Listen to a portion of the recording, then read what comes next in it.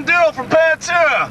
Lord knows my life's been fast and taking a lot of unexpected turns. Hold on!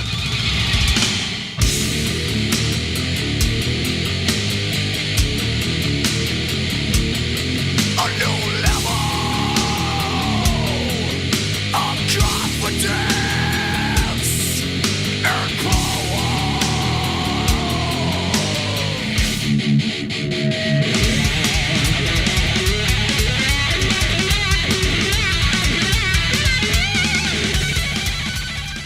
Are you guys ready to discuss the groove metal band and the hair metal band back when they were Glamtera? That's right, we're talking about all eras of one of the most consistently good heavy metal bands of the 90s and 80s. And if you're interested in that 80s era of the band, which is amazing, you can go ahead and use the timestamps below to jump to the Metal Magic section onwards. But it only makes sense that we mostly focus on the 90s era of this band that they're mostly known for. This band was releasing a lot of self-produced albums in the late 80s until they shacked up with the Louisiana Baw.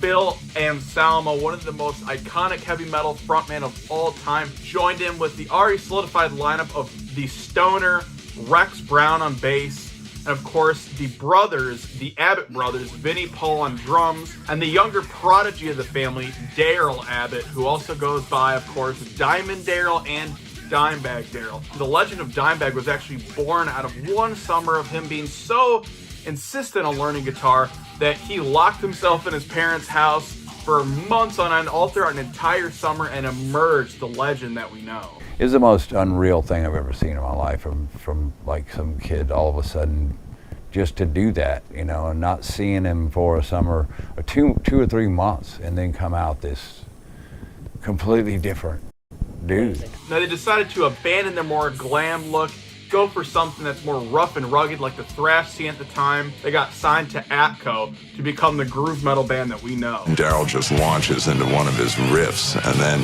Phil opens that mouth of his, and this just roar comes out that just is overpowering from the get-go. I think I turned around to Vince and go, he split. You know, we'd had everybody come out and see us at a certain point. We were just like, so we got ripped. As soon as we get done, the dude comes over to me and he goes, man, that was one of the most incredible live bands I've ever seen in my life. And I'm like, well, dude, how come you left about 3 songs into it? I told him that, you know, I went to call my boss and say, we got to sign these guys immediately.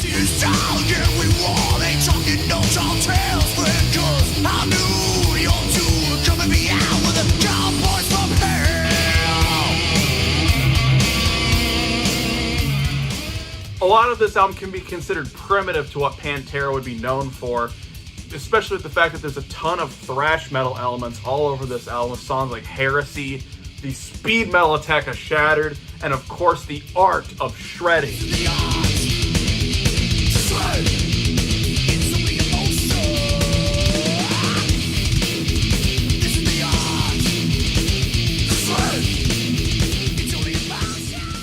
But of course, the groundbreaking element of this album is definitely the mixture of thrash metal with southern rock. Now, this groovy element of the band was kind of always there, even since Metal Magic, but as they were writing songs for this album, especially later on, they definitely focused way more on that groovy sound with songs like Clash with Reality, the title track Cowboys from Hell, and of course, Psycho Holiday. In many sections of it just sounds like they're covering ZZ Top and Leonard Skinner with the Pantera squealing sound.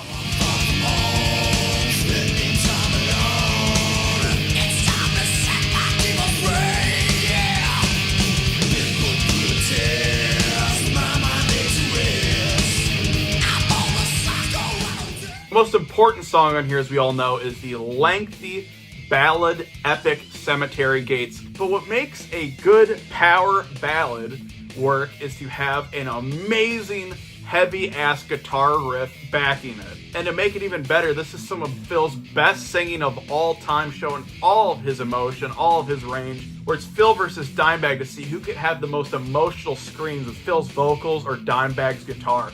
Absolutely iconic ending. I think it would be disrespectful if I wrote a song about my dead friend. I just do. You know, I think it'd be, well, you know, my friend died and I feel sad and all that. You know, nobody wants to hear that, I don't think. With the song that I wrote, Cemetery Gates, is about a guy who has built his entire life around a certain woman. It's his best friend. They love each other so much.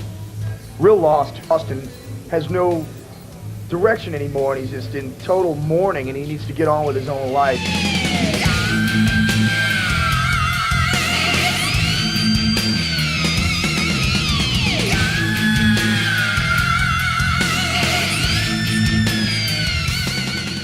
Pick a favorite song on this album would be very difficult because it is super consistent beginning to end. But I think definitely the most creative song in here that came at the very end of them writing this album is the unbelievably unique and crushing Primal Concrete Sledge, which changed everything for the band. Not only is the arrangement of the song completely psychotic, but it really showed off more on this album and onwards than anything beforehand that Vinnie was actually an amazingly tight drummer. He was so in the pocket more than anyone else in the 80s metal scene at all. But you couldn't hear that because of the production style of those demo sounding albums. And it is pivotal that the last song that we wrote for Cowboys from Hell was Primal Concrete Sledge. And it came out of nowhere, and it was a great omen. It was a great omen for things to come.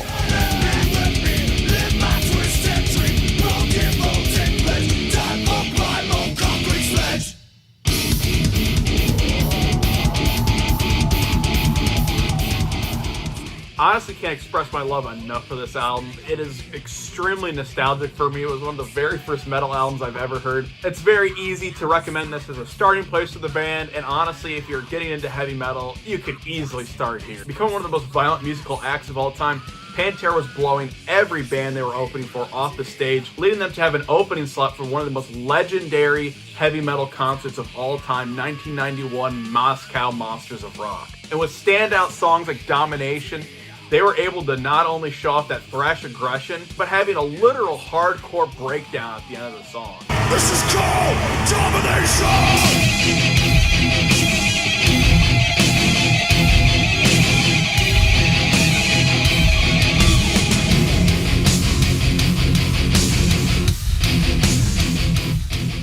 Now, it's important to note that Phil Anselmo is very much credited for introducing these heavier elements of the band, not only showing them bands like Slayer and Exhorder for the first time, but of course getting them into more hardcore punk music. And speaking of Exhorder, a lot of people accuse Pantera, especially early Pantera, of ripping off the sound of that band. Musically, Exhorder and Pantera, even on Cowboys from Hell, which had more of a thrashy edge to it, still sound radically different. Slaughter in the Vatican is very much a death thrash album approach. Now, of course, a lot of people will then try to say, well, actually, what about the Exhorder demos, which predate everything?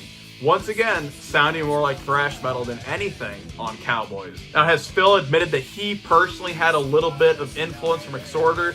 Yes. But Dimebag wasn't even really caring about any of that when he was writing these riffs. He was more so focused on that southern rock style that they were really getting into at the time. Every single band, including Exhorder, were ripping off the sound, look, aesthetic, and feel of Pantera to a T. Hell, even the bands that Pantera were opening for, like Skid Row and Judas Priest and Rob Halford when he went solo, completely worshipped Pantera. And speaking of Rob Halford, they actually collaborated with him around this time to do a song for Buffy the Vampire Slayer known as Light Comes Out of Black. The most popular heavy metal bands in the world at that time were kind of, in my estimate, and definitely all of our estimate, playing the game. You know, they had reached this pinnacle. Now they were kind of tapering off and writing more commercial stuff.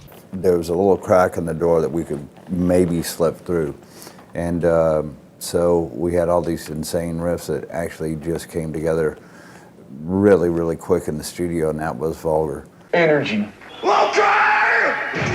Aggression. Hell yeah! Power. Hell yeah! Vulgar display of power is what our shows are about. He is hollow inside alone. I'll show my just flesh and bone. There's no soul, he sees no love. I sing my fists and skies above.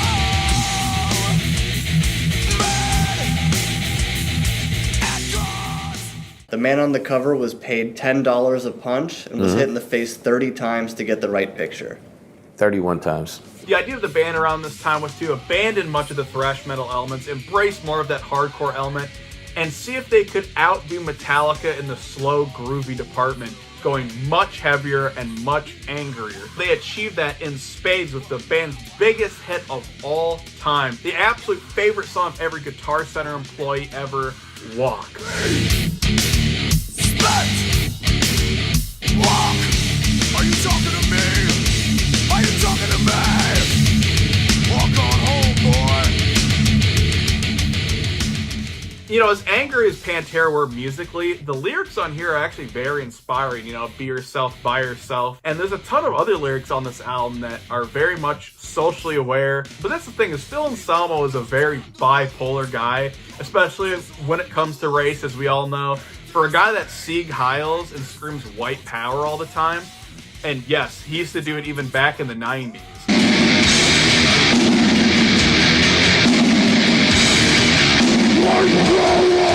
And would even give speeches about how important white pride was. We are the great people. Hey, and you know what? Maybe, just maybe, tonight is a white day. The guy also wrote songs like Rise and No Good Attack the Radical, which is very much arguing for racial equality. And No Good Attack the Radical even goes as far as to have rapping in the verses, which really goes hard on this song. In the States, there's a problem with race because of ignorant past burn fires. From evolution, we've been killing each other. I think a man should have it down to a science. No chance, not for a minute. Do you guys have a lot of experiences with racism in the South? Big time, you know. And me being as educated as I am on the subject and being around it, and you seeing the shows where the white power skins come out and Sieg Heil and all that stuff, and just thinking that that's power, strength, human strength. Everybody knows that that's the true strength, you know? And Phil really becomes the MVP of this album because you have songs like New Level, which he wrote the main riff for. He also wrote the bizarre opening riff for the first track of the album, Mouth for War, one of the band's greatest, grooviest songs. And even then, the riffs on here aren't even the best part of it. It is Phil Anselmo's vocals. Not only is he stretching his voice to a wide range, it's almost like he is another drummer to the band with how in the pocket his vocals are here. I'm screaming revenge again. Wrong. I've been wrong for far too long. And I also do want to note that many songs in here, like Mouth for War, This Love, actually end up as video game soundtrack remakes for the very first first-person shooter game of all time, Doom.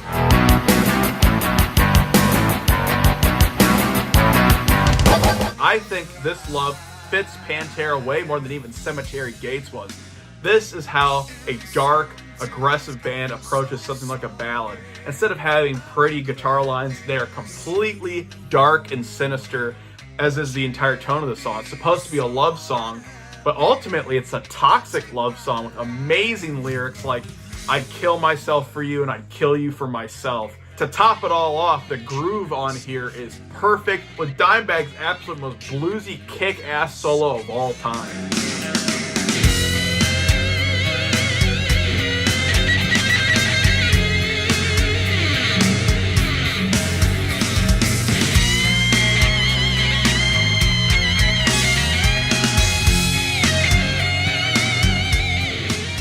By Demons Be Driven was actually used in a very famous Hollywood movie, The Big Short, which is about the financial crisis of the 2008 market collapse.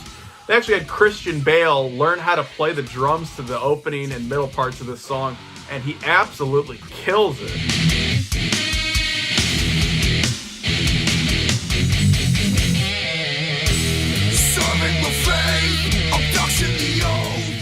Picking a best song here is very difficult. You have Hollow, which has some of the most crushing Dimebag riffs towards the end of it that apparently he came up with at the last minute. And my personal favorite on here, the super underrated Regular People Conceit, which, you know, most great songs have one amazing riff in it. The whole damn thing is one amazing riff after the other. You think you out, I took away, make it my own. Most regular people would say, it's hard to see what's on a pistol. And picking a favorite Pantera album is also damn near impossible, let alone picking a favorite track on any of them. But this one, I can't deny. It probably represents the band the absolute best, being a literal punch in the face. Bands like Pantera really believed in what they were doing, stuck by what they were doing, and only got heavier and more pissed off. And they took out every underrated metal band they loved, and they felt like Metallica abandoned the scene. I remember one of the main thoughts going into that record was we have to be heavier than Vulgar. This has to be a heavier record. And I was thinking to myself, how is that possible? You know, how do we do that? Each record we wanted to outdo the next record. And we just said, we're going to make the most balls out, kick-ass record we can make.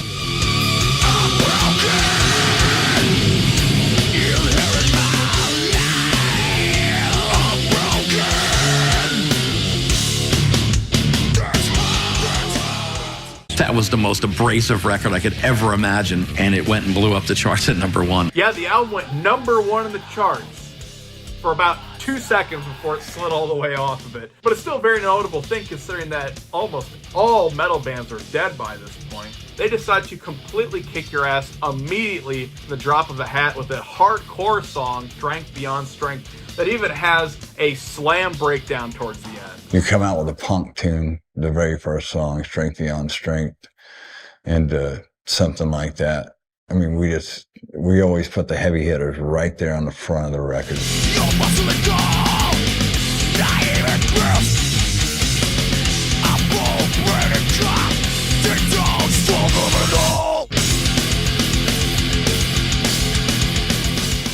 The sound can be slightly divisive to people because there's very few elements of that groove metal sound they're really known for in the style of Vulgar Display or Cowboys from Hell. But when they're here, boy oh boy do they kick ass with songs like I'm Broken, about Phil's physical deterioration at the time, and 5 Minutes Alone, a complete middle finger to the father of a fan that had sued them. But here comes this lawsuit, and it's this guy claiming that I jumped off stage and beat him up, and his dad had quotes, and one of his dad's quotes was, I don't care about any lawsuit, I just like to get that Phil Anselmo 5 minutes alone. And my manager answered him back, no, you wouldn't. You play so scurrilous. 5 minutes alone.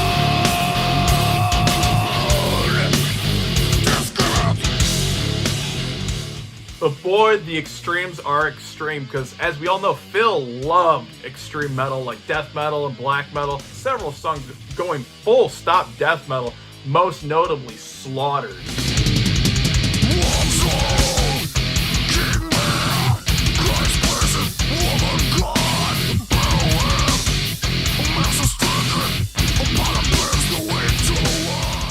And the lyrics on here are just as depraved and as dark as they get, with songs like Good Friends and a Bottle of Pills. God only knows what the hell that song's even about. You don't necessarily need to snort Rohypnol. You can just take like a half and drink a couple beers and chill out.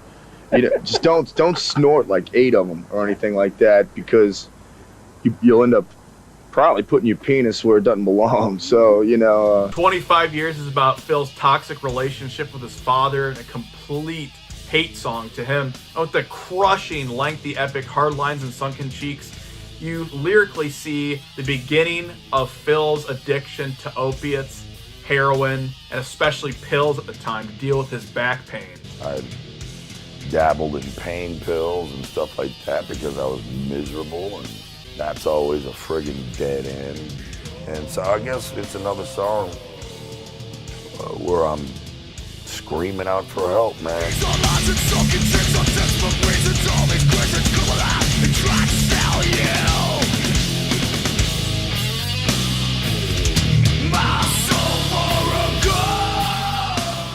Now, yeah, the band always had drinking problems. Hell, Dimebag couldn't even get on stage unless he was sloshed. We had one of those breathalyzers on the road. Dime brought it in from somewhere. And so everybody would, see how drunk you are. Oh, dude, you're not nearly drunk enough, Pour him another shot. But it was much more difficult for Phil because of his extreme back injury he had on tour. They wanted to fuse the discs from the front, cut a piece of my hip out to use the actual bone as the cartilage part. And I was like, well, what's the recovery time on something like this? Oh, well, it's going to be about a year and I'm like, a year and a half? No way, man. I've got work to do. I was really turned on to heroin.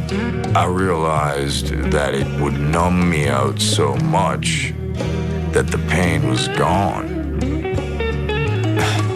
And that's like putting a Band-Aid over cancer. It is easily front to back the heaviest damn thing this band would ever do, but there was one lone song that was a relief from all the madness. The very end of it, the cover of the Black Sabbath classic Planet Caravan, a song that was originally very trippy and mellow, and they were going to do for a Black Sabbath tribute album that just didn't get included for whatever reason. And it's just completely works. There's such a random song that you wouldn't think Pantera would exactly fit. They really do own this song to the point that most people kind of think it's better than the Black Sabbath version. I agree, especially with Phil's amazing singing kind of blowing away Ozzy. Of course, you think Pantera, we would pick, like the heaviest Black Sabbath song in the world to cover. But one thing I knew was that those fellas were capable of playing any type of music they could. So I said, you know what? Why don't we do Planet Caravan? Because we, of all people, could really do it justice. And so we pass on by the people that don't really remember history, this success makes people think that Pantera had saved metal in the 90s. And that's not entirely the case. Yeah, they saved themselves in the 90s or by remaining true to what they were and by helping out bands that took on tour with them. But that's ridiculous to ignore all the extreme metal bands in the 90s that were actually at their peaks at this time, like every black metal band and every death metal band. And I guess we're just going to ignore all of them and act like Pantera were the only ones. But it wasn't all rainbows and unicorns this time, because Phil had attacked a security guard at one of the shows, having to do over 100 hours of roadside cleanup. I don't beat up no damn security guards. I mean, if they're hurting the kids, I'll jump down, I'll intervene, and I'll say, whoa, knock it off, Hulk. And to make matters worse, his distance from the band and his growing drug problems would only get worse from here. We're from the South, and we're killing these trends, and we got thousands of people to prove it every night.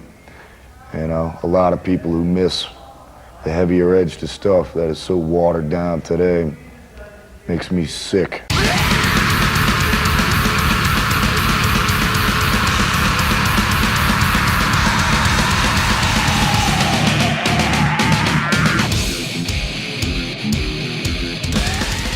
This is a very broad record for us. The last record had one level. It was buzz, and no let down. It was meant to kill, This new record, same thing, meant to kill and dissect, but it has peaks and valleys in the music. Sometimes friction in a band can actually breed complete success. Phil would divorce the band as much as he could at this point, recording vocals in a completely different state down in Louisiana, He would do his vocals, and then I would bring him back to Texas after 2 weeks, and they would hear him. So there's more of a disconnect between the two. When you're even a rookie junkie, you are absolutely mortified, first of all, of people finding out and ashamed of your own self. I didn't want to be seen by my bandmates that were counting on me. And yeah, a lot of the fans and critics felt that this album was too experimental and too extreme and too dark at the time. Even the band doesn't think that it's their best work. But for some reason, this divisive album over time became the band's credibility album. That's right, most people nowadays seem to think that this, and not even Vulgar Display of Power, is the band's greatest achievement. And you don't really notice any sort of problems or inner turmoil in the band, because it must have been expressed in a way that was positive, considering the damn thing can be so dark and pissed off. With there being only one song that feels like old school Pantera on here, the groovy as hell song about the corrupt justice system, Drag the Waters. Drag the water some more, like never before. Drag the water some more. Going from the extremes of slow and dark and fast and aggressive. A lot of us Dragon Ball Z fans will recognize the song Tens as being the iconic moment where Broly goes Super Saiyan and Broly the legendary Super Saiyan. A song that lyrically really has no business being in this movie at all, but perfectly fits that scene.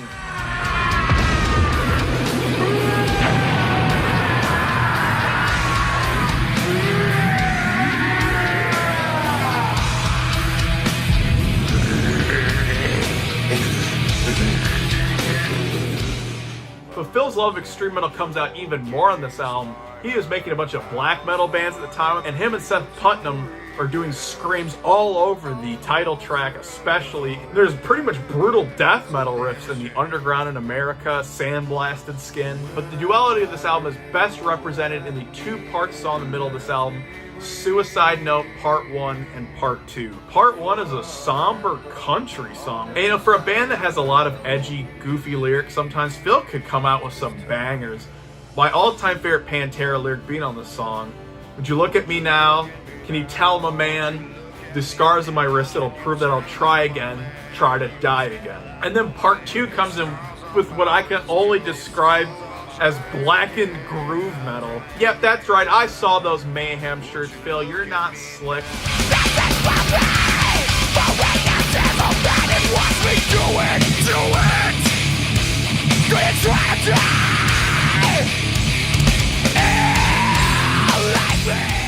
The true centerpiece of this album is the lengthy, dark, epic Floods. The song is drenched in apocalyptic atmosphere, ranging from the very somber guitar melodies on it to Phil's sinister vocals with crushing heavy riffs on here. The most important part of the song, as we all know, is Dimebag's lead work. We of course have the ending part, which was inspired by something he used to play as far back as the 1980s.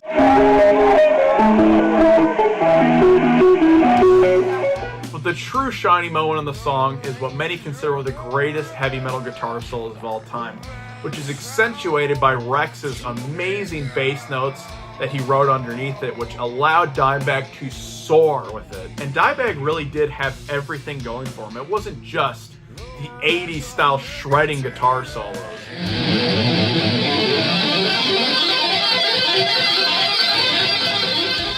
It wasn't just the crushing technical riffing.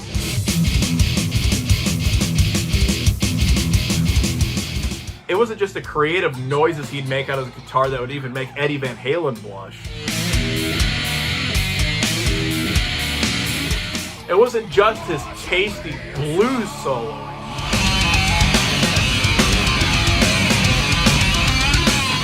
Or even his haunting melodies.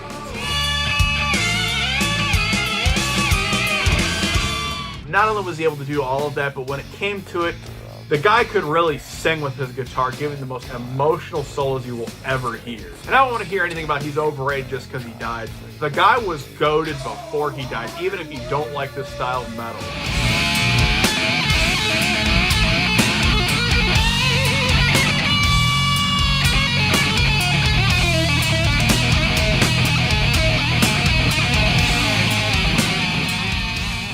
This album is special to the point that even naysayers of the band will defend this one and say it is their best album. Despite it being experimental, and hell, despite it being littered with edgy lyrics on it, especially on my favorite song here, Warner, which is the Nihilist anthem.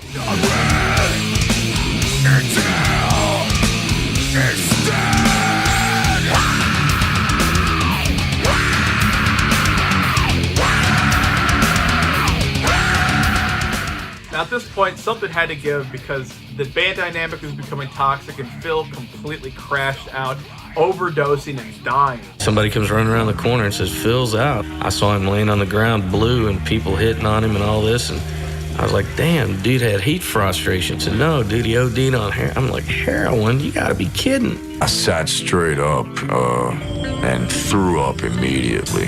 This nurse leaned over and said to me, "Welcome back to life. You overdosed on heroin." I thought I could do anything and there wasn't a damn thing that could beat me. I was wrong. Phil did get clean, especially at this time in the band, and they tried to work things out. They did the official Live 101 album that has a couple new studio songs on there, but then they took a little bit of a break to work on some solo stuff. Phil working on his extreme metal projects, and weirdly enough, the Abbott brothers working with the David Allan Coe. David Allan Coe was even too racist for them, so they got back together and they put their differences aside, and they wanted to go completely old school, not just in music, but in attitude. Dimebag was very adamant that we work closely together, and that's exactly what we did. That old familiarity crept back into the band, into the room. And it felt like going back to the Vulgar days when we were like hitting it. Some people call it our weakest record. I disagree. I think it's I would put that up next to Vulgar any day. I don't feel it's anything but pure us. Welcome to the 10th of a century.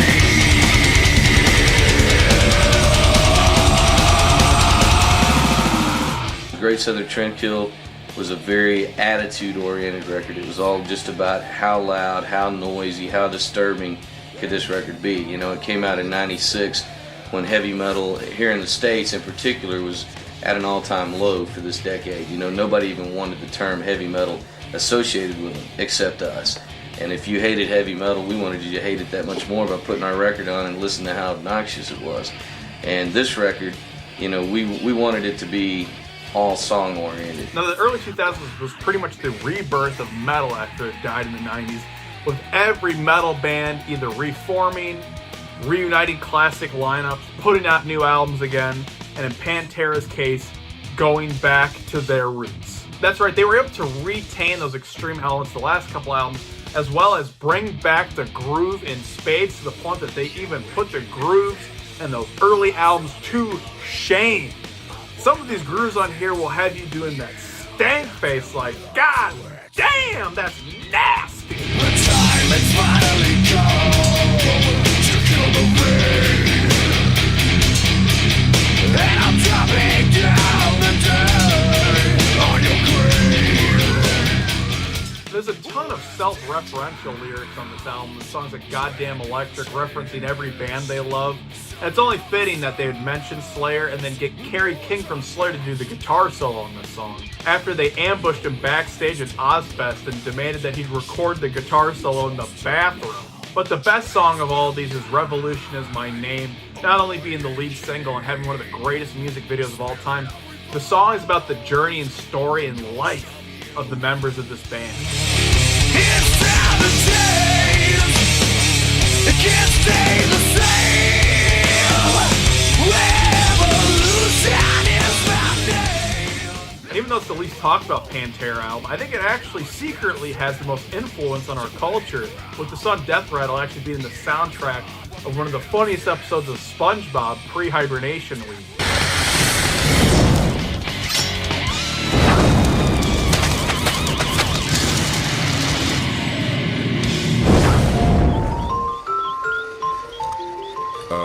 I can explain.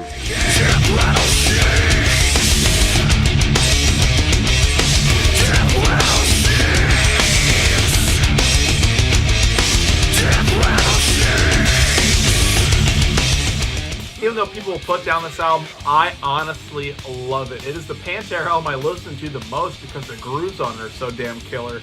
And picking a favorite on here is very, very hard, but I think it has to be the opening track, Hellbound. The build-ups on here are perfect, and the screaming in the chorus is incredibly abrasive.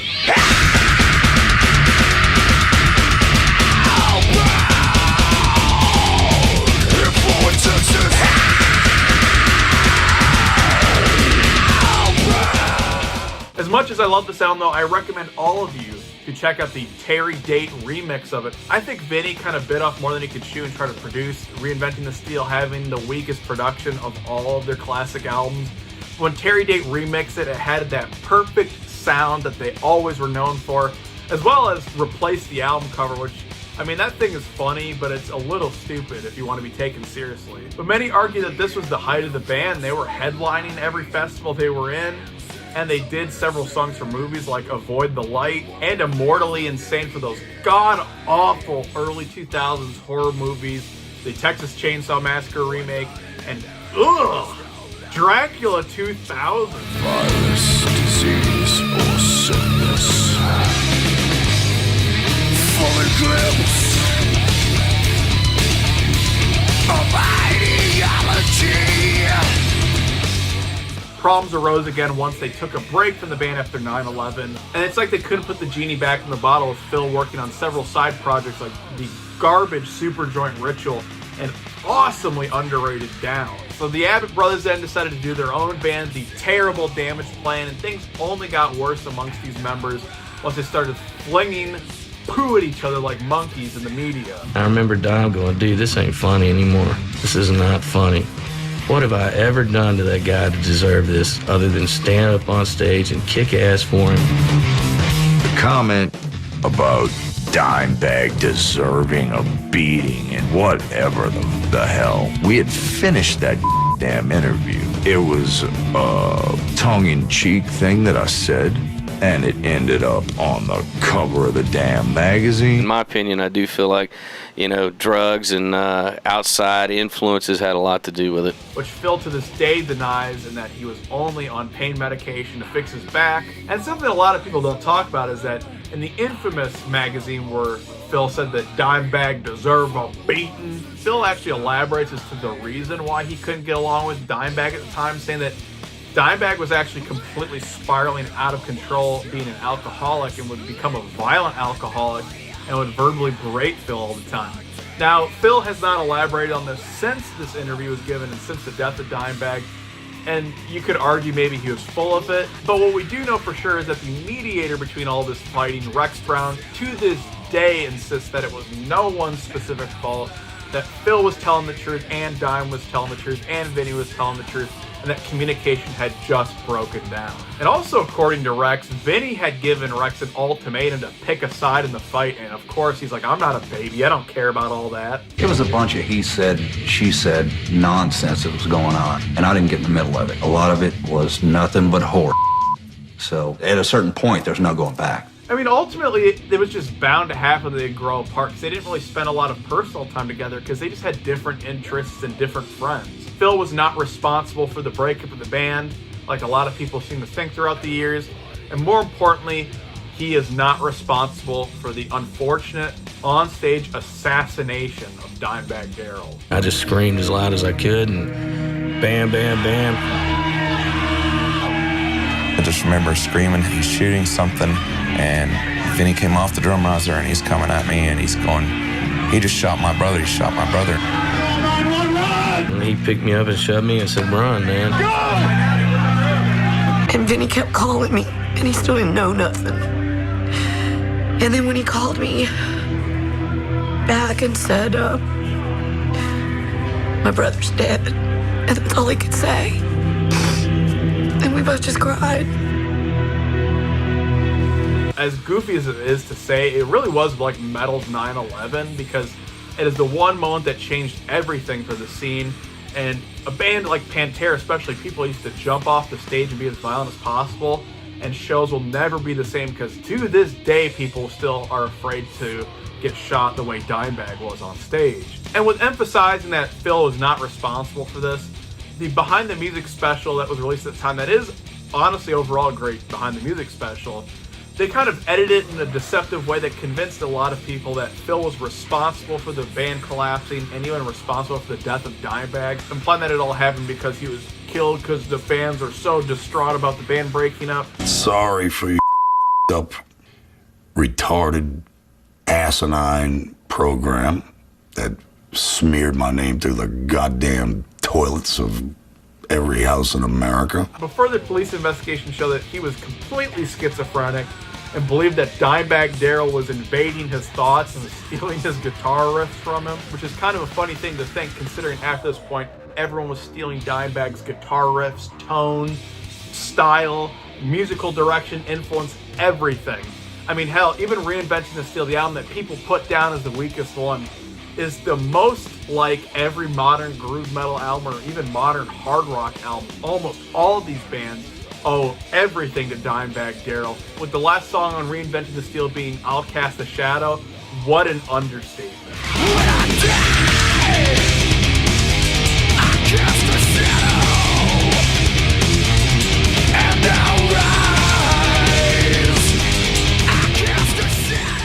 with Phil never being able to reconcile with Vinnie Paul until he unfortunately passed away. And after a while, Phil had made up with Dimebag's girlfriend Rita Haney. She controls the rights to Pantera and the Abbott estate. She finally made up with Phil. And that brings us to the modern day with the official reunion of Pantera, where they brought on Zakk Wylde, who was actually very close friends with Dimebag and very close in style to him, as well as another friend of the band, Charlie Benante from Anthrax, who's the perfect fit for Vinnie Paul's style. The problem is that you really did lose the Abbott brothers, which is such an integral part of the band. It was one thing to talk about doing this Pantera reunion back in the day when Vinnie was still alive. It just does kind of feel like it's cheapened now. But now that we've caught up into the modern time, let's actually take a time machine and go back into the 1980s. That's right, it's time to talk about Glamtera. And even though people call it Glamtera, none of these albums are even really musically that close to glam. You need to understand that this band has always been consistent. That's right, even in the 4 albums a lot of people discount, including the band. I just need you to close your eyes, trust me, and see the vision. Do you see it? Do you see it? Man, we get calls from people, hey, we're having a keg party, we gotta have Pantera, man. We were rock stars in that little universe that we were in.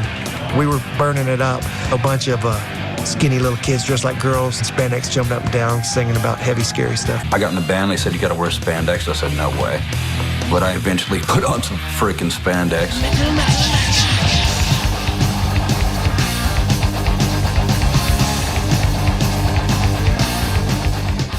Now, as much as I love this era of the band and will shill for it till the end of time, Metal Magic is easily the weakest of all of their albums, but it's really not bad. It's very solid, in fact. They were raised on bands like Van Halen and Kiss, and those influences come out insanely on here with songs like the opening track, Ride My Rocket. It could not be trying harder to be Detroit Rock City.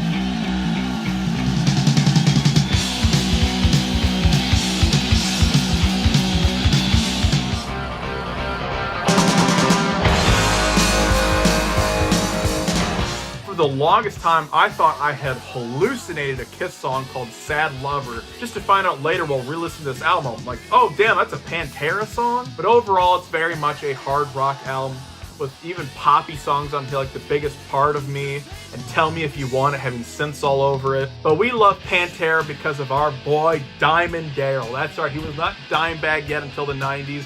He was Diamond Darrell, just like Diamond Dave. And his vocals are actually shown off on a song in here called I'll Be Alright, one of the strongest songs on here. And vocally, he sounded a lot like James Hetfield.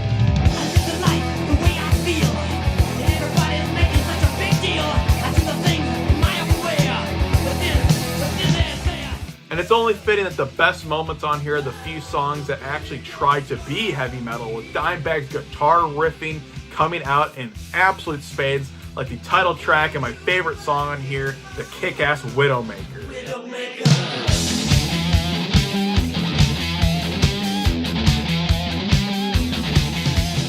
And all throughout the 80s, even though they'd be stuck in Texas, they would open up for almost every band that came through. And you could tell that they had some talent in the songwriting department, but they weren't great yet.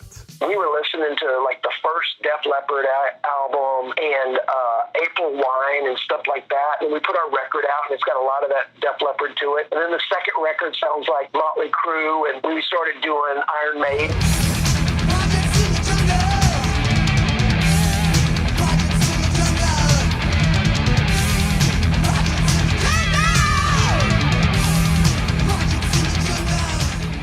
Now we're getting somewhere. This is pretty much Pantera for people that hate Pantera. If you hate what Pantera is known for, that 90s era, there's a very, very good chance that you like 80s heavy metal and you are a purist of that style. And if that's the case, you're gonna love these next 3 albums. And honestly, even with those poppier Def Leppard elements, the band really excels at them with their singer Terry Glaze, who's super underrated. In fact, I'd argue Terry Glaze is just as talented of a singer as Phil Anselmo is. It's just a different variety here. And to me, the most underrated Pantera song of all time, Taken My Life, which almost has no guitar or metal rocking elements at all and still somehow works.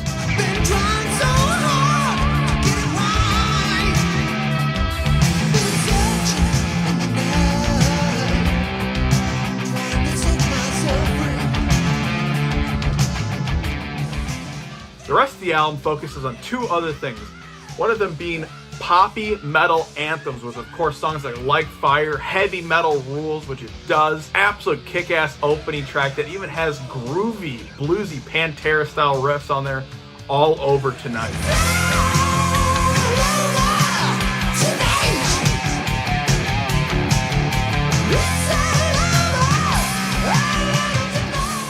And speaking of those Pantera elements we recognize, they expand more on those kick-ass, fast, crushing metal songs like the title track, which just sounds like a straight out of the 90s Pantera, and speed metal riffing anthems like Out for Blood and Killers.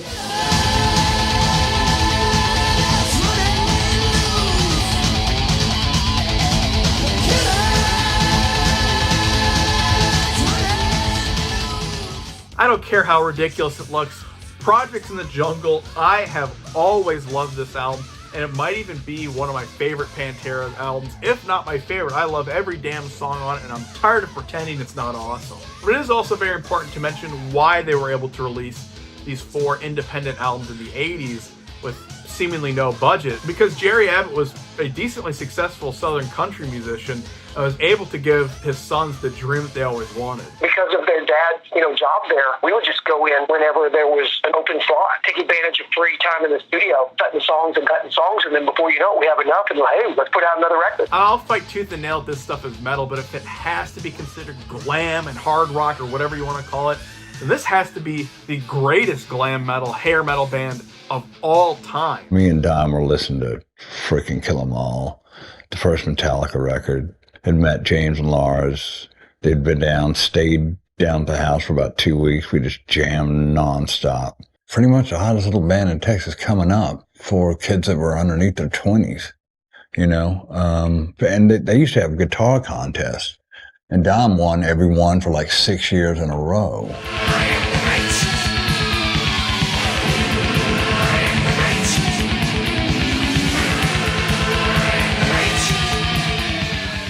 With a few exceptions, this album was completely metal and kick-ass and crushing beginning to end, ultimately embracing the bands they loved at the time, creating much heavier songs like the classic Daughters of the Queen and my favorite song here, Come On Eyes.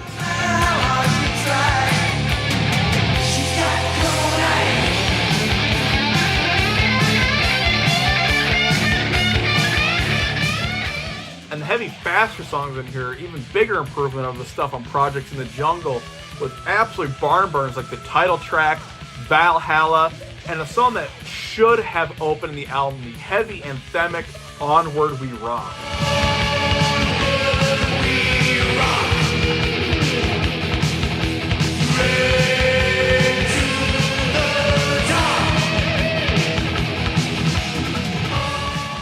The huge mistake here being is that should have been the complete focus of this album beginning to end.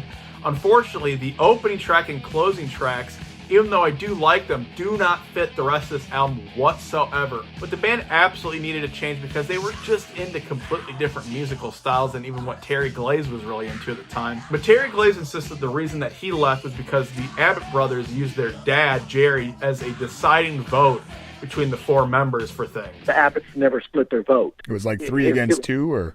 Yeah, always. At the very minimum. And sometimes 4 against 1. That, of course, brought in the New Orleans Boss, Phil Anselmo, who had a dangerous, aggressive edge to him. A guy that was super into the Southern thrash scene, had a dark, heavy shroud over the band almost immediately.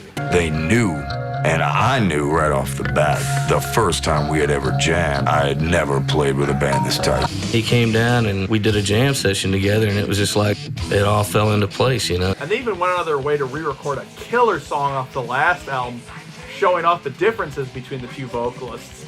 Both of them killing it, especially at the scream at the end for the song Down Below.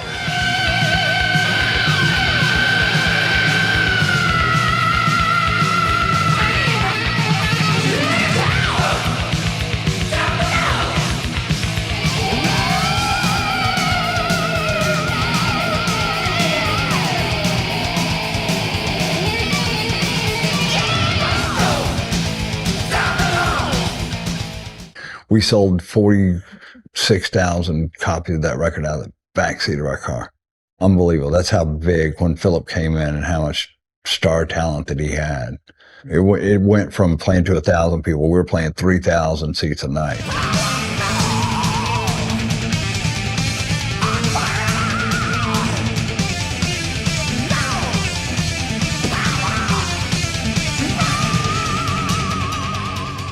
I think the one thing that really hurts Glamtera is the fact that people keep calling it Glamtera, and unfortunately because of these album covers do them no favors musically. I mean, come on. You'd think that this thing would be a cringier copy of Motley Crue or something. Even the title of the album, Power Metal, just kind of seems off-putting from what this album truly is. It's an embrace of that southern thrash and speed metal intensity. And with all the attention this band gets for being a groove metal act, them going for thrash metal and the elements of Cowboys from Hell and most of this album is arguably even more interesting, with songs in here like the title track Burn and the crushing Death Trap.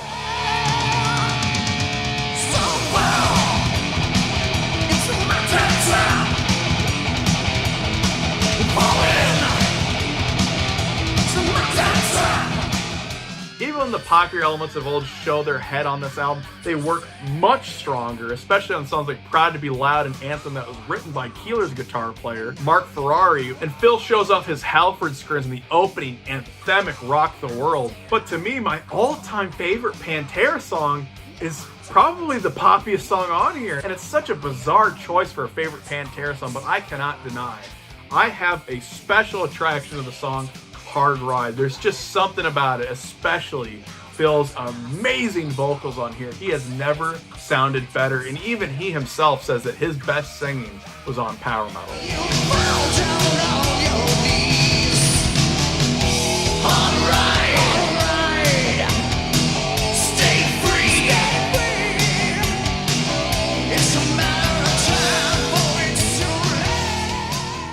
And even though this stuff was independently released, this should have been a single and music video on MTV, and they could have gotten big. Ultimately, Power Metal is real Pantera. Even if you want to say that the 90s stuff is the only Pantera because it's that style, you should still look like an idiot. Put on the song Over and Out and tell me that stuff is not 90s groovy Pantera.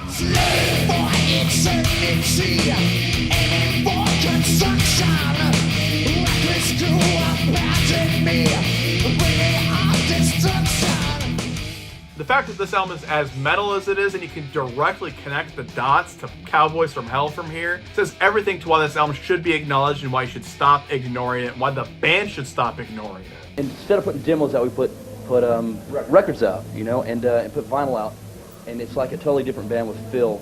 Since he's been in the band since early '87, it's been 4 years now, and it's been like, it's night and day compared to what the old band used to be. So we don't like to talk about the old stuff because basically it is a new band with the same name, you know. Have you updated any of the old material to include in your live set? No! The label wanted to re-release stuff like Power Metal and the band shot it down. To this day, the estate and band members refuse to re-release these albums because I guess Dimebag and Vinnie were embarrassed by them, but it's like, come on, who cares? But even if no one loves it, just release it for more money. And because of the turmoil and unfortunate losses to the band, nowadays Pantera are as popular as they could be and are considered complete legends. I don't even know. I don't know anything about that except all I know is that our concerts are good. Subscribe to the Downfall Network. No!